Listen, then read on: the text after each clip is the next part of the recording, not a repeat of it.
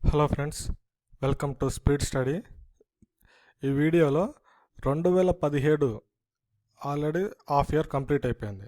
January to June ఈ 6 మంత్స్లో ఆర్థిక రంగంలో మనకు కాంపిటేటివ్ ఫీల్డ్లో ఎగ్జామ్స్ పర్పస్లో ఏ విధంగా క్వశ్చన్స్ అడగవచ్చు, ఇంపార్టెంట్ పాయింట్స్ అనేటివి మనం ఈ వీడియోలో చూద్దాం.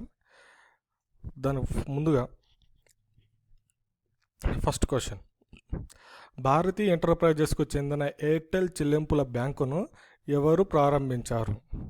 భారతీయ ఎంటర్ప్రైజెస్ ఎయిర్టెల్ చెల్లింపుల బ్యాంకును ప్రారంభించింది. మరి దాన్ని ఎవరు ప్రారంభించారు? ఆర్థిక మంత్రి అరుణ్ జైట్లీ ఢిల్లీలో ప్రారంభించడం జరిగింది. దీని గురించి ఇంకొన్ని విశేషాలు.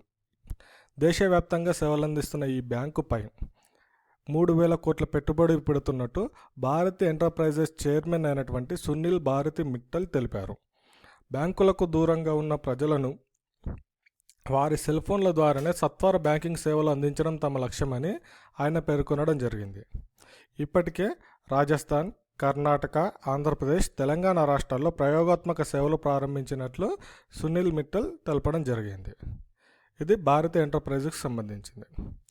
Next question, India post payments bank IPPB pilot సేవలను ఎవరు ప్రారంభించారు లేదా ఎక్కడ ప్రారంభించారు? ఐపీపీబీ, ఇది ఇచ్చి కూడా అబ్రివేషన్ అడగవచ్చు. IPPB Indian post payments bank. దీన్ని ఆర్థిక మంత్రి అరుణ్ జైట్లీ ఢిల్లీలో ప్రారంభించడం జరిగింది. ఈ ఐపీపీబీ గురించి ఇంకొన్ని విశేషాలు. ఇండియా పోస్ట్ పేమెంట్స్ బ్యాంక్ కార్యకలాపాల ప్రారంభంతో 1.55 లక్షల తపాలా శాఖలు, పోస్ట్మెన్లు సేవలు బ్యాంకింగ్ విభాగానికి మారనున్నాయి.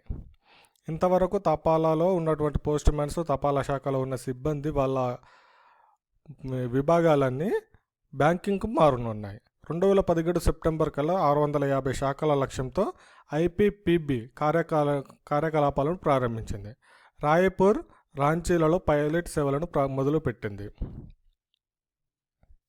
నెక్స్ట్ వన్, ఎవరు ఆర్థిక సర్వే 2016-17ను పార్లమెంట్లో ప్రవేశపెట్టారు? ఆర్థిక సర్వేను పార్లమెంట్లో ప్రవేశపెట్టింది ఎవరు? కేంద్ర ఆర్థిక మంత్రి అయినటువంటి అరుణ్ జైట్లీ. ఈ ఆర్థిక సర్వే యొక్క ఎవరి ఆధ్వర్యంలో ఈ ఆర్థిక సర్వే రూపొందింది? ప్రవేశపెట్టింది అరుణ్ జైట్లీ. మరి ఎవరు ఈ ఆర్థిక సర్వే, ఎవరి నేతృత్వంలోని బృందం ఆర్థిక సర్వేను రూపొందించింది?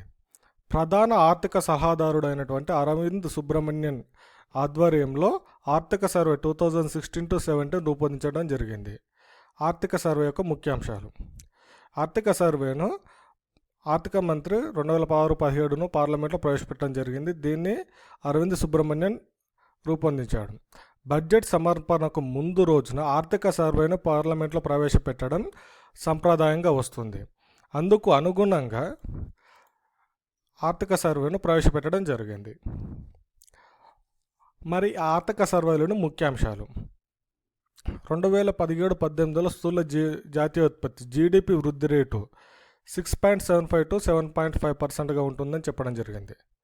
సో 2017-18 ఆర్థిక సంవత్సరం జీడిపి వృద్ధి రేటు ఎంత ఉండొచ్చు? 6.75 to 7.5%. ప్రస్తుత ఆర్థిక సంవత్సరం వృద్ధి రేటు 6.5%. జిఎస్టీ ఇతర వ్యవస్థాగత సంస్కరణల కారణంగా వృద్ధి రేటు 8-10% మధ్య ఉంటుంది. ప్రస్తుత ఆర్థిక సంవత్సరంలో వ్యవసాయ రంగ ప్రగతి 4.1%. అంతకుముందు ఏడాది ఇది 1.2%. 2016-17లో సేవారంగ వృద్ధి 8.9%. పారిశ్రామిక ప్రగతి గత ఏడాది 7.4% ఉండగా ప్రస్తుతం 5.2%గా ఉందని పేర్కొనడం జరిగింది. నెక్స్ట్, పేదరిక నిర్మూలన కోసం ప్రభుత్వం ఇస్తున్న అనేక రాయితీలకు ప్రత్యామ్నాయంగా ఒకటే పథకం సార్వజనని కనీస ఆదాయ పథకం.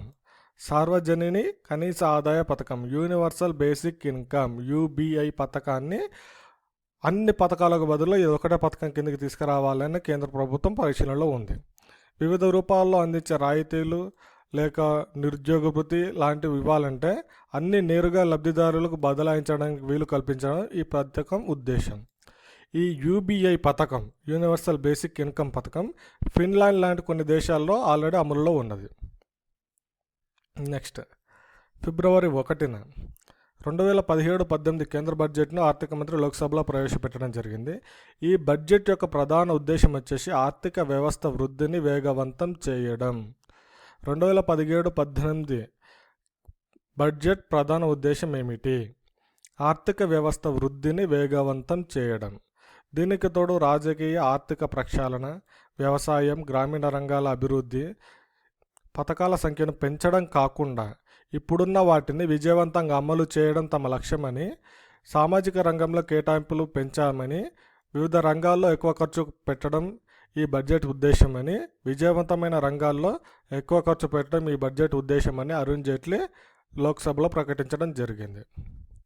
సో అరుణ్ జైట్లీ ఫిబ్రవరి 1న లోక్సభలో కేంద్ర బడ్జెట్ను ప్రవేశపెట్టడం జరిగింది. దీని ప్రధాన ఉద్దేశం ఆర్థిక వ్యవస్థ వృద్ధిని వేగవంతం చేయడం. ఫిబ్రవరి 8 రిజర్వ్ బ్యాంక్ ఆఫ్ ఇండియా ముంబైలో ద్రవ్య పరపతి విధాన సమీక్షను ప్రకటించింది. ముంబైలో ద్రవ్య పరపతి విధాన సమీక్ష. దీని ముఖ్యాంశాలు: ప్రస్తుత ఆర్థిక సంవత్సరంలో వృద్ధి అంచనాలు 6.9% తగ్గించింది. అంతక్రితం అంచనా 1.2% ఉంది. వచ్చే ఆర్థిక సంవత్సరంలో 7.4% ఉంటుందని ధీమాగా ఉంది. ఇవి దాని ముఖ్యాంశాలు. నెక్స్ట్, రెపో రేటును 6.25% వద్దే ఉంచింది. సో ఇది ఇంపార్టెంట్, ఈయన ఎగ్జామ్స్లో అడిగే ఛాన్స్ కూడా ఉంటుంది. రెపో రేట్ ఎంత? 6.25%. 4వ త్రైమాసికంలో రిటైల్ ద్రవ్యోల్బణం 5% కంటే తక్కువకు దిగవచ్చని చెప్పింది. 2017-18లో తొలి 6 నెలల్లో ద్రవ్యోల్బణం 4 నుంచి 4.5% శ్రేణిలో ఉండొచ్చని అంచనా. ద్వితీయార్థంలో 4.5 నుంచి 5%గా నమోదు కావచ్చు. పరపతి విధాన కమిటీ ఎంపీసీ తదుపరి సమావేశాలు ఏప్రిల్ 5-6 తేదీల్లో జరగనున్నాయని చెప్పింది. నెక్స్ట్, టెలినార్ ఇండియా కమ్యూనికేషన్ను స్వాధీనం చేసుకునేందుకు టెలినార్ సౌత్ ఏషియన్ ఇన్వెస్ట్మెంట్తో ఎవరు ఒప్పందం చేసుకున్నారు? ఇండియాలోని టెలినార్ కమ్యూనికేషన్ను స్వాధీనం చేసుకోవడానికి టెలినార్ సౌత్ ఏషియన్ ఇన్వెస్ట్మెంట్తో ఒప్పందం చేసుకుంది ఎవరు? భారతి ఎయిర్టెల్. టెలినార్ ఇండియా కమ్యూనికేషన్ను స్వాధీనం చేసుకునేందుకు టెలినార్ సౌత్ ఇండియా ఇన్వెస్ట్మెంట్తో భారతి ఎయిర్టెల్ ఒప్పందం చేసుకుంది. టెలినార్ ఇండియాకు చెందినటువంటి 7 సర్కిళ్లలోని స్పెక్ట్రమ్స్, లైసెన్సులు, కార్యకలాపాలు, ఆస్తులతో పాటు ఉద్యోగులు, చందాదారులు ఎయిర్టెల్ ఆధీనంలోకి వెళ్తాయి. ఏ రోజు నుంచి స్టేట్ బ్యాంక్ ఆఫ్ ఇండియా ఎస్బీఐలో 5 అనుబంధ బ్యాంకులు విలీనం కానున్నాయి? ఎస్బీఐలో దాని అనుబంధ బ్యాంకులైనటువంటి ఎస్బీహెచ్ అన్ని బ్యాంక్స్ విలీనం అవుతున్నాయని ప్రకటించింది. మరి అది ఏ రోజు నుంచి అమల్లోకి రానుంది? వీటి అనుబంధ బ్యాంకుల 5 బ్యాంకుల ఆస్తులన్నీ ఏప్రిల్ 1, 2017 నుంచి ఎస్బీఐకి బదిలవుతాయి. ఏప్రిల్ 1 తర్వాత అన్ని బ్యాంక్స్ ఎస్బీఐఏ. నగదు జమ డిపాజిట్ నెలలో 3 సార్లు మించితే ఆ తర్వాత జమ చేసిన ప్రతిసారి ₹50తో పాటు సేవా పన్నుని వినియోగదారుల నుంచి వసూలు చేయాలని ఏ బ్యాంకు నిర్ణయించింది? SBI, Bharatiya state bank. Deposits 3 time work day మంత్కి 3 సార్ల కంటే ఎక్కువ డిపాజిట్ చేస్తే ₹50 ఫైన్తో పాటు సేవా పన్ను. కనీసం ఫ్యూచర్ సెల్ ఫోన్స్ లేకపోయినా, ఎలాంటి కార్డు చేతిలో లేకున్నా నగదు రహిత లావాదేవీలు నిర్వహించే సౌలభ్యాన్ని ఏ బ్యాంకు కల్పించింది? ఎటువంటి కార్డ్స్ లేకున్నా, ఎటువంటి సెల్ ఫోన్స్ లేకున్నా నగదు రహిత లావాదేవీలు నిర్వహించవచ్చని ఏ బ్యాంకు సౌకర్యం కల్పించింది? ఐడిఎఫ్సి. దీని గురించి కొన్ని. IDFC bank IDFC Aadhaar pay పేరిట ఈ యాప్ను రూపొందించింది. ఆధార్ కార్డు సహాయంతో వ్యాపారులకు ఉపయుక్తంగా ఉండేలా దేశంలోని మొదటి సాఫ్ట్వేర్ అప్లికేషన్ అధికారంగా ప్రారంభించింది. ఈ అప్లికేషన్ను నీతి ఆయోగ్ సీఈఓ అమితాబ్ కాంత్, కేంద్ర ఎలక్ట్రానిక్ ఐటీ మంత్రిత్వ శాఖ కార్యదర్శి అయినటువంటి అరుణ్ సుందర్ రాజన్ చేతుల మీదుగా ప్రారంభించడం జరిగింది. IDFC Aadhaar pay IDFC bank start చేసింది నీతి ఆయోగ్ సీఈఓ అయినటువంటి అమితాబ్ కాంత్, కేంద్ర ఎలక్ట్రానిక్ ఐటీ మంత్రిత్వ శాఖ కార్యదర్శి అయినటువంటి Arun Sundar Rajan. Next, IDFC bank MD CEO Rajiv వాలా.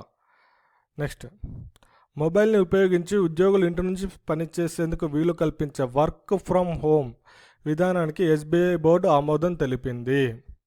ఇంటి నుంచి పని చేయడానికి ఉద్యోగులకు వీలు కల్పిస్తూ ఎస్బీఐ నిర్ణయం తీసుకుంది.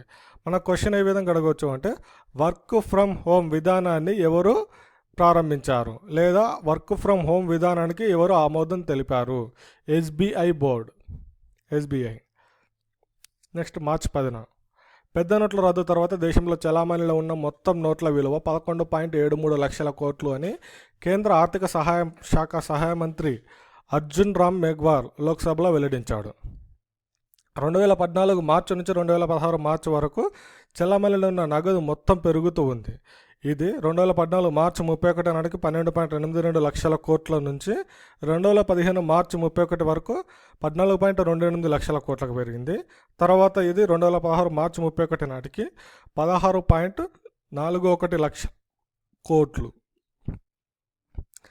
ఒక 500 నోటు ముద్రణకు 2.87 రూపాయల నుంచి 3.09 రూపాయల వరకు, ఒక 2000 రూపాయల నోటు తయారీకి 3.54 నుంచి 3.77 రూపాయల ఖర్చు అవుతుందని ప్రభుత్వం వెల్లడించింది. దేశం మొత్తం మీద 4 ముద్రణాలయాలు ఉండగా 2 security printing and minting corporation of India limited SPMCIL ఆధ్వర్యంలో, మరో 2 భారతీయ రిజర్వ్ బ్యాంక్ నోట్ ముద్రణ ప్రైవేట్ లిమిటెడ్ BRDNMPC ఆధ్వర్యంలో ఉన్నాయి. సో మనకి ఇక్కడ మొత్తం 4 ముద్రణాలయాలు ఉన్నాయి. 2 security printing and minting corporation of India limited, ఇంకో 2 భారతీయ రిజర్వ్ బ్యాంక్ నోట్ ముద్రణ ప్రైవేట్ లిమిటెడ్ ఆధ్వర్యంలో ఉన్నాయి. మార్చి 14 టోకు ధరల సూచి WPI ఆధారిత ద్రవ్యోల్బణ ఇంధన ఆహార ఉత్పత్తులు ప్రీమియం కావడంతో ఫిబ్రవరిలో 6.55% చేరింది. ఇది 39 నెలల గరిష్టం. గత సంవత్సరం ఇదే నెలలో ఇది -0.85%తో నమోదైంది. ఈ ఏడాది జనవరిలో WPI ద్రవ్యోల్బణం 5.25%కి చేరింది. రిటైల్ ద్రవ్యోల్బణంలో వినియోగదారుల ధరల సూచి CPI ఆధారిత ద్రవ్యోల్బణం ఫిబ్రవరిలో 3.65%కి పెరిగింది. ఇది 4 నెలల గరిష్టం. గతేడాది ఇదే సమయంలో ఇది 5.21%గా నమోదైంది. నెక్స్ట్ 9 విదేశీ ప్రత్యక్ష పెట్టుబడులకు ప్రతిపాదనలకు అంగీకరించింది ఎవరు? 9 విదేశీ ప్రత్యక్ష పెట్టుబడుల ప్రతిపాదనలకు అంగీకరించింది ఎవరు? విదేశీ పెట్టుబడుల ప్రోత్సాహక మండలి FIPB. మనకు FIPB అబ్రివేషన్ అడగవచ్చు, లేదా FIPB దేనికి అంగీకరించింది అని కూడా అడగవచ్చు. సో 9 విదేశీ ప్రత్యక్ష పెట్టుబడులకి విదేశీ పెట్టుబడుల ప్రోత్సాహక మండలి ఆమోదం తెలిపింది. మరి ఏంటి ఇవి? ఈ 9 విదేశీ వీటి విలువ దాదాపు 659 కోట్లు. ఆర్థిక వ్యవహారాల కార్యదర్శి అయినటువంటి శక్తికాంత దాస్ నేతృత్వంలో జరిగిన FIPB సమావేశంలో 534 కోట్ల విలువైన నెట్ మ్యాజిక్ సొల్యూషన్స్ FDI, 55 కోట్ల విలువైన వోడాఫోన్ ఇండియా FDIలతో సహా మొత్తం 659 కోట్ల విలువైన FDIలకు ఆమోదం లభించింది. April 4. Thank you for watching my channel. Please subscribe to my channel speed study. Thank you. ఆర్థిక రంగం. ఏప్రిల్లో 2016-17 ఆర్థిక సంవత్సరంలో పన్ను వసూళ్ల ద్వారా, కేవలం పన్నుల ద్వారా 17.10 లక్షల కోట్ల ఆదాయాన్ని ప్రభుత్వం ఆర్జించింది. అంతకుముందు గత సంవత్సరంతో పోలిస్తే ఇది 18% ఎక్కువ. గత 6 సంవత్సరాల్లో ఇదే గరిష్టమని రెవెన్యూ కార్యదర్శి అయినటువంటి హస్ముఖ్ అతియా వెల్లడించడం జరిగింది. నోట్ల రద్దు ప్రభావంతో ఒకటేసారి 18% ఆదాయం పన్నులు ఎక్కువ కట్టడం జరిగింది. గత 6 సంవత్సరాల్లో అత్యధికం.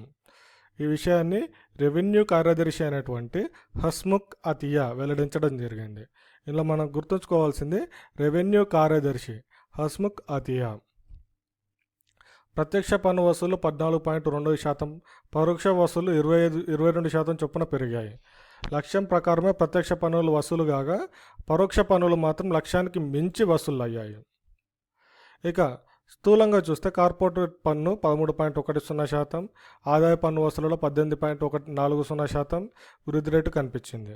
2016-17 మధ్యకాలంలో 1.62 లక్షల కోట్ల పన్నులను రిఫండ్ చేశారు.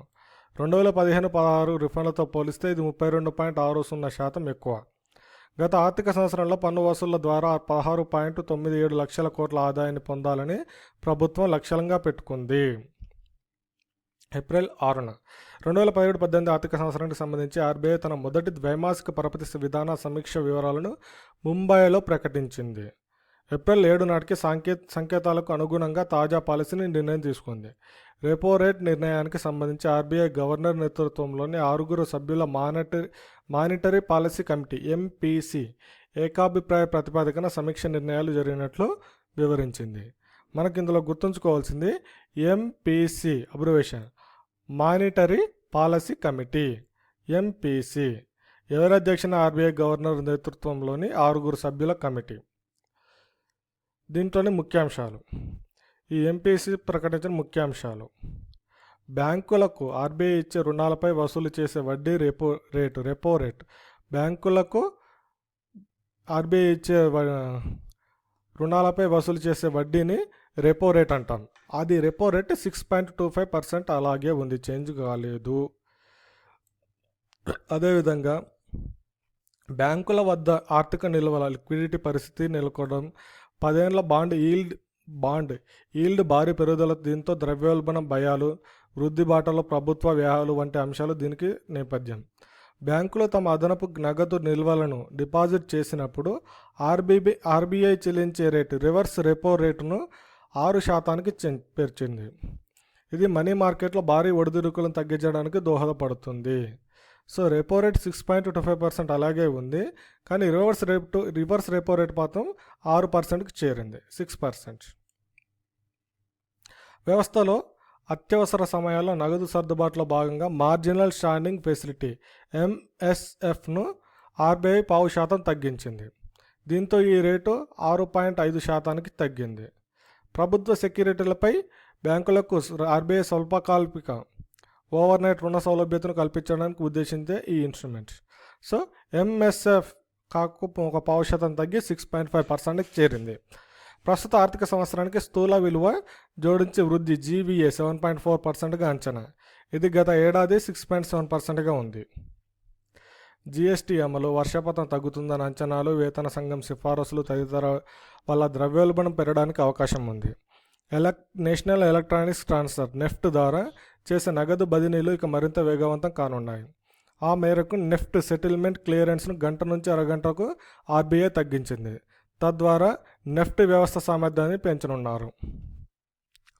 Real estate investment trust REIT infrastructure investment ట్రస్ట్లో పెట్టుబడులు పెట్టడానికి అనుమతిస్తున్నట్లు ఆర్బీఐ తెలిపింది.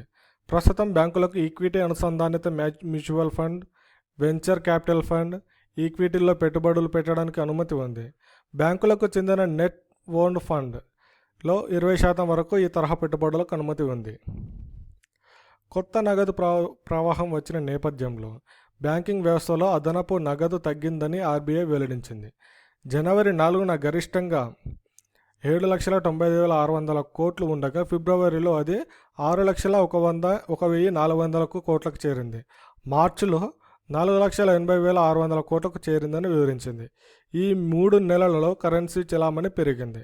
తదుపరి పరపతి విధాన సమీక్ష కమిటీ సమావేశాలు జూన్ 5-6 తేదీలో జరగనుంది. ఏప్రిల్ 15న జీఎస్టీ వస్తు సేవల పన్నును అమల్లోకి తెచ్చేందుకు గడువు సమీపిస్తున్న నేపథ్యంలో కొత్త పన్ను విధానంపై ప్రచార కార్యక్రమం నిర్వహించడానికి 23 జోన్లకు ₹1 చొప్పున మంజూరు చేసినట్లు కేంద్ర ఎక్సైజ్ కస్టమ్స్ బోర్డు సిబిఈసి వెల్లడించింది. కింది స్థాయి నుంచి ప్రచారం నిర్వహించి కొత్త విధానం రూపురేఖలు, ప్రయోజనాలు, నమోదు, నిబంధనలు వివరించాలని ప్రతి జోన్ సిబిఈసి ఆదేశించింది. CBEC chairperson Vanaja S Sarna, CBSE chairman Vanaja S Sarna. April 20న భారత స్టాక్ మార్కెట్లు సరికొత్త రికార్డులను సృష్టించాయి. బీఎస్ఈ సెన్సెక్స్ తొలిసారిగా 30,000 పాయింట్ల ఎగువకు ముగియగా ఎన్ఎస్ఈ నిఫ్టీ కూడా కొత్త జీవనకాల గరిష్టానికి చేరింది. నెక్స్ట్ వన్, ఫ్రాన్స్ అధ్యక్ష ఎన్నికల్లో తొలి దశలో మార్కెట్లు సానుకూల ముందడుగు వేయడంతో భారత్ సహా ప్రపంచవ్యాప్తంగా మార్కెట్లు రాణించాయి. రూపాయి మారక విలువ 21 నెలల గరిష్టానికి చేరింది. మే 10న బొంబాయి నేషనల్ స్టాక్ ఎక్స్చేంజీలు జీవనకాల గరిష్టాలకు చేరాయి. సెన్సెక్స్ 30,271.60 పాయింట్ల వద్ద జీవనకాల గరిష్టాన్ని తాకింది. చివరకు 314.92 పాయింట్లు లాభంతో 30,248.17 దగ్గర స్థిరపడింది. 2017 ఏప్రిల్ 26న ముగిసిన ముగింపు అయిన 30,133.35 పాయింట్లు రికార్డు బద్దలైంది. చరిత్రలో తొలిసారిగా నిఫ్టీ 9,400 పాయింట్ల స్థాయిని అధిగమించింది. 9,414.75 పాయింట్ల దగ్గర సరికొత్త రికార్డును తాకింది. చివరికి 9,407.30 వద్ద ముగిసింది. చమురు ధరల క్షీణత, మెరుగైన కంపెనీల త్రైమాసిక ఫలితాలు, బలమైన ఎఫ్ఐఐల పెట్టుబడులు ఇందుకు తోడ్పడ్డాయి. సానుకూల పవనాల మధ్య మార్కెట్ రాణించడంతో మదుపర్ల సంపద 2 లక్షల కోట్ల డాలర్లకు చేరింది. మే 16న అప్రకటిత నగదును వెలుగుకు తీసుకొచ్చేందుకు ఉపయోగపడే ఆపరేషన్ క్లీన్ మనీ వెబ్సైట్ను ఆర్థిక మంత్రి అరుణ్ జైట్లీ ఢిల్లీలో ప్రారంభించడం జరిగింది. పెద్ద నోట్ల రద్దు తర్వాత ఆదాయపు పన్ను రిటర్నులు దాఖలు చేసిన వారికి సంస్థ మరో 91 లక్షలు పెరిగిందని ఈ సందర్భంగా మంత్రి వెల్లడించారు. సో ఇందులో గుర్తుంచుకోవాల్సింది ఆపరేషన్ క్లీన్ మనీ. గుజరాత్లోని గిఫ్ట్ సిటీలో జూన్లో గుజరాత్లోని గిఫ్ట్ సిటీలోని ఐఎఫ్ఎస్సి వద్ద నేషనల్ స్టాక్ ఎక్స్చేంజ్ ఆ రాష్ట్ర ముఖ్యమంత్రి విజయ్ రూపాన్ని ప్రారంభించారు. 5 నెలల కిందట బాంబే స్టాక్ ఎక్స్చేంజ్ బిఎస్సి తొలి అంతర్జాతీయ ఎక్స్చేంజ్ ఇక్కడ నెలకొల్పింది. ఎన్ఎస్ఈ చైర్మన్ అశోక్ చావ్లా అంతర్జాతీయ మదుపర్ల కోసం నిఫ్టీ సూచీలపై డెరివేటివ్స్, భారత షేర్లు, కమోడిటీ, కరెన్సీ ఉత్పత్తులను దీని ద్వారా అందించినట్లు ఎన్ఎస్ఈ వెల్లడించింది. వ్యాపారానుకూలత విషయంలో చైనాను భారత్ వెనక్కి నెట్టింది. అత్యుత్తమ 30 వర్ధమాన దేశాల్లో అగ్రస్థానాన్ని దక్కించుకుంది. వేగవంత వృద్ధి, విదేశీ ప్రత్యక్ష పెట్టుబడుల నిబంధనల సరళీకరణ, వినియోగ స్థాయిలను పెంచుకోవడం తదితరుల కారణంగా భారత్ ఈ స్థాయిని అందుకుంది. ప్రస్తుత ఆర్థిక సంవత్సరంలో global retail development index GRDI 30 వర్ధమాన దేశాల ర్యాంకులు ఇచ్చింది. ఇందుకు గాను ఈ దేశాల రిటైల్ పెట్టుబడులకు ఉన్న అవకాశాలు, స్థూల ఆర్థిక పరిస్థితులకు సంబంధించి 25 ప్రామాణికాలను పరిగణలోకి తీసుకుంది. జూన్ 6న విదేశీ ప్రత్యక్ష పెట్టుబడులు FDIపై ఆయా మంత్రిత్వ శాఖలు 60 రోజుల్లోగా నిర్ణయం తీసుకుంటామని ఆర్థిక శాఖ తెలిపింది. దరఖాస్తును ఆమోదించారా, తిరస్కరించారా అనేది ఈ గడువులోపు స్పష్టం చేయాల్సి ఉంటుంది. విదేశీ ప్రత్యక్ష పెట్టుబడుల దరఖాస్తుల ఆమోదానికి గత 25 సంవత్సరాలుగా ఉన్న అమలులో ఉన్నటువంటి విదేశీ పెట్టుబడుల ప్రోత్సాహక మండలిని ప్రభుత్వం ఇటీవల రద్దు చేసింది. ఇప్పుడు పెట్టుబడులపై నిర్ణయం సంబంధిత శాఖలే తీసుకోవాల్సి ఉంటుంది. Bharatiya reserve bank RBI governor Urjit Patel నేతృత్వంలోని జూన్ 6, 7 తేదీల్లో ముంబైలో సమావేశమైన 6 సభ్యుల పరపతి విధాన కమిటీ MPC 2017-18 రెండవ ద్వైమాసిక పరపతి సమీక్ష నిర్ణయాలను ప్రకటించింది. ఇందులోని ముఖ్యాంశాలు: repo rate, reverse repo rate అది యథావిధిగా ఉన్నాయి. 6.25 repo rate, 6% reverse repo rate. చట్టబద్ధ ద్రవ్య నిష్పత్తి లేదా ప్రభుత్వ సెక్యూరిటీలో బ్యాంకులకు ఉంచాల్సిన డిపాజిట్ల శాతాన్ని 6% తగ్గించి 20%కి పరిమితం చేసింది. దీంతో రుణాలు ఇవ్వడానికి బ్యాంకులకు మరిన్ని నిధులు అందుబాటులోకి వస్తాయి.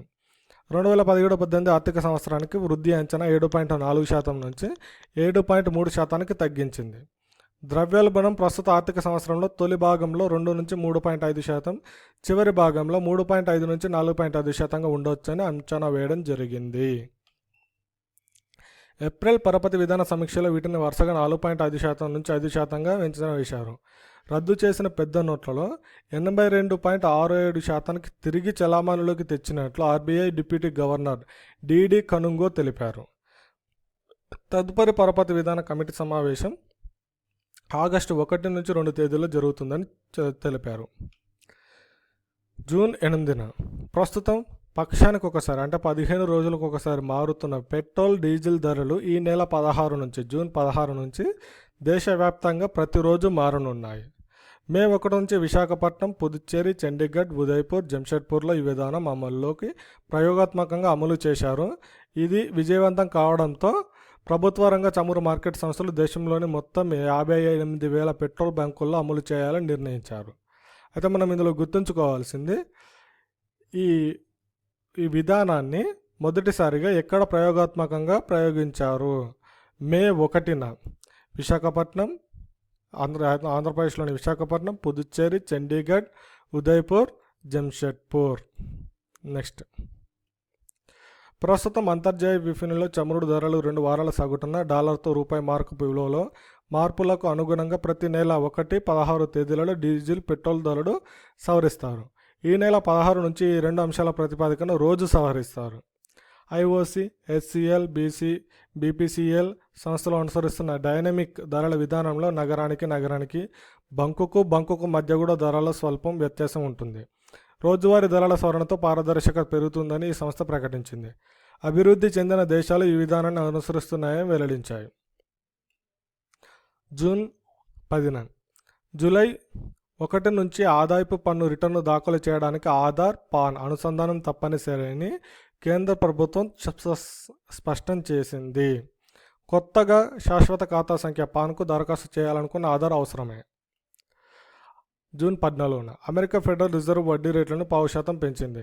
ఇకపై వడ్డీ రేట్ల కొత్త శ్రేణి 1 నుంచి 1.25% ఉండనుంది. దీంతో ఈ ఏడాదిలో ఇప్పటి వరకు వడ్డీ రేట్లను 2 సార్లు పెంచింది. మార్చిలో కూడా వడ్డీ రేట్లను 0.25% మేర పెంచిన సంగతి తెలిసిందే. తాజాగా వడ్డీ రేట్ల పెంపు నిర్ణయాన్ని 2 రోజుల సమావేశం అనంతరం ఫెడరల్ ఓపెన్ మార్కెట్ కమిటీ ప్రకటించింది.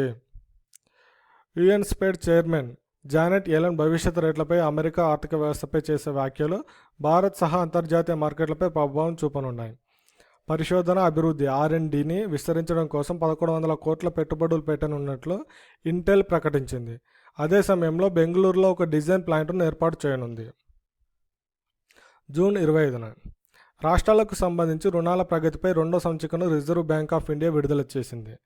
దీంట్లోని ముఖ్యాంశాలు: 1990-2015 మధ్య దేశంలో మొత్తం రుణాలు 1,04,300 కోట్ల నుంచి 68,78,500 కోట్లకు చేరాయి.